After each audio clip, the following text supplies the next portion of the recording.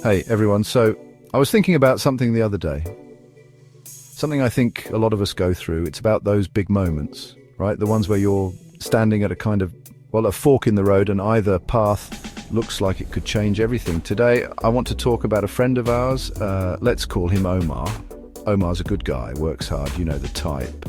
And he's just found himself in one of those classic situations. He's got his current job, the one he knows, the one that's comfortable, maybe even a little too comfortable. And then, boom, out of the blue, a new job offer lands in his lap. More money, maybe a better title, all that shiny new stuff. Now, this isn't just about picking a new coffee mug for a new desk. This is one of those decisions that has ripples. It affects not just Omar's bank account, but his relationships, his reputation, maybe even how he sees himself. It's a heavy backpack to suddenly have to carry, figuring out the right thing to do. And what even is the right thing? Is it about grabbing opportunity with both hands, no matter what? Or is there something to be said for loyalty, for the connections you've already built? It's tricky because every choice has a consequence, a different version of the future that starts to unfold. So we're going to dive into Omar's world a little bit. We'll walk through a few ways this whole thing could play out for him, a few different paths he could take from that fork in the road. Because let's be honest, while it's Omar's dilemma today, it could be ours tomorrow, or maybe it was ours yesterday. And exploring these kinds of choices, even hypothetically, can teach us a lot about what we value and how we want to navigate our own lives and careers. Let's see what happens with Omar. All right, so scenario one. Omar gets this new offer and man, it's exciting. You can just picture it, right? The email pops up, the numbers look good, the future suddenly seems brighter, faster. So in this version of the story, Omar decides to jump. And I mean, he's so caught up in the thrill of the new, the allure of a fresh start, that he kind of forgets about the old. He fires off a quick resignation email, maybe gives a week's notice, if that. He's thinking about packing his new desk plant, not about tying up loose ends at his current company. He's probably feeling a surge of adrenaline, a sense of, I'm making things happen. But back at the old office, the vibe is different. His boss, who maybe mentored him, who counted on him, feels blindsided. His colleagues, who he's shared countless coffee breaks and stressful deadlines with, they're left scrambling to pick up his projects. There's this feeling of, wait, what? He's just gone. It's not just about the work, it's about the way it was handled. It feels less like a professional transition and more like a ghosting. The whispers start, as they always do in offices. Did you hear about Omar? Can you believe he just left us in the lurch like that? It's not malicious, not always, but it's human nature. People talk, and that talk, that's Omar's reputation taking a hit. He might not hear it directly, but it's out there, an invisible cloud following him. He walks into his new job, all smiles and enthusiasm, ready to impress. But building trust, genuine trust, it's harder than he thought. He finds that new colleagues are a bit reserved. Maybe they've heard whispers through the industry grapevine. Or maybe it's just that unspoken sense that if he left his last place so abruptly, what's to say he wouldn't do it again? He's got the new title, the bigger paycheck. But there's this undercurrent of unease. He's working hard to prove himself. But it feels like he's starting a few steps behind, trying to rebuild a foundation of trust that he didn't realize was so important until it was more difficult to establish. The initial excitement of the new job starts to wear off, and he's left with this nagging feeling. He's got the what, but the how of his transition casts a long shadow.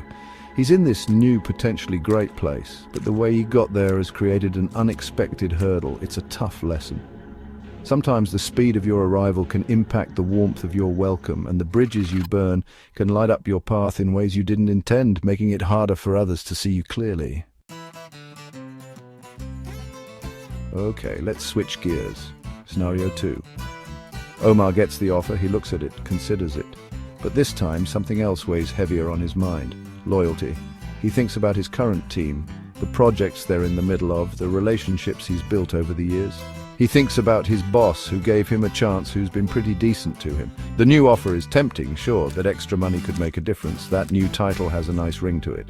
But the thought of upheaval, of disappointing people, of stepping into the unknown is a lot. So in this version, Omar decides to stay. He politely declines the new offer, maybe sends a very nice email saying, "Thank you, but I'm committed to my current role." He tells himself it's the right thing to do. There's a sense of relief, almost. He's avoided a potentially awkward conversation with his boss. He doesn't have to deal with the stress of starting over, learning new systems, meeting new people. He walks into his familiar office the next day and everything is normal, safe, and for a while that safety feels good. He's comfortable, he knows the ropes, he knows the people. His colleagues are glad he's sticking around. His boss appreciates his loyalty, maybe even says so. He feels secure, and there's a real value in that. A sense of stability that shouldn't be underestimated. He's chosen the path of least resistance in a way, but also a path of steadfastness. He's the reliable guy, the one who's always there. But then time passes, months, maybe a year. He sees a former colleague who take a leap, and they're talking about new challenges, new skills they've learned, exciting projects. He scrolls through LinkedIn and sees people in his field moving up, taking on bigger roles. And a little thought, a tiny seed of doubt, starts to sprout in the back of his mind. What if? What if he had taken that offer? Where would he be now? Would he be more fulfilled? Would his life be different, maybe better? He still likes his job mostly, but there's this quiet, nagging wonder. He chose loyalty, he chose relationships, and those are incredibly important. But did he choose them at the expense of his own growth?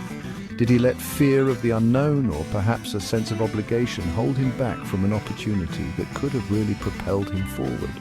He feels secure, yes, but also a little stagnant, and he starts to realize that sometimes the biggest risks are the ones we take.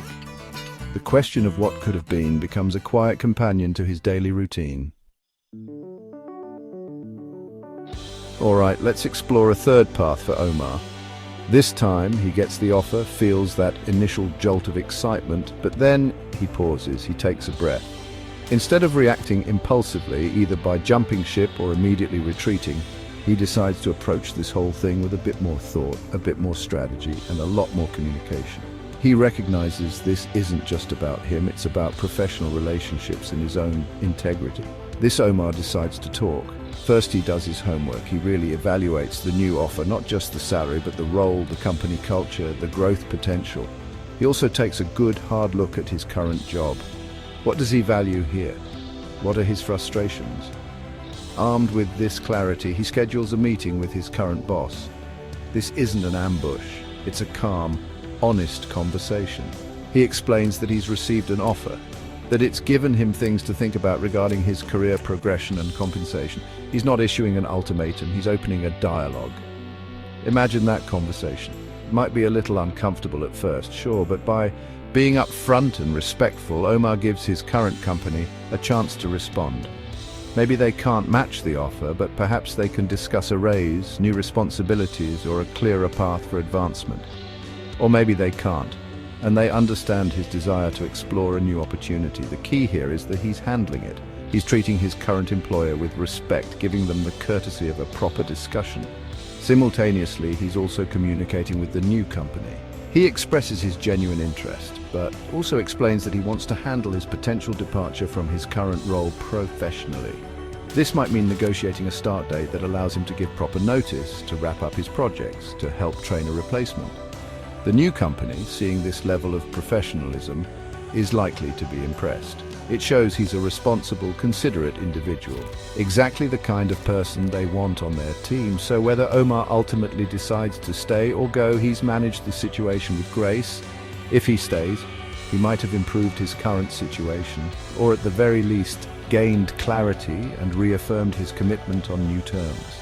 If he decides to leave, he does so on good terms. He's given proper notice, he's helped with the transition, and he leaves with handshakes and well wishes, not slammed doors and bitter feelings. His reputation remains intact, maybe even enhanced. He's shown that he values relationships and handles big decisions with thoughtfulness, preserving his professional network and his peace of mind. So, 3 Omars, 3 different paths, 3 very different outcomes. It's pretty clear, isn't it? When we're staring down one of those big life decisions like a new job offer, the actual choice stay or go is only part of the equation. What seems to matter just as much, if not more, is we handle the situation. It's about the approach. Do we rush in, do we retreat, or do we navigate it with a bit of thought, a bit of care for the people involved, including ourselves?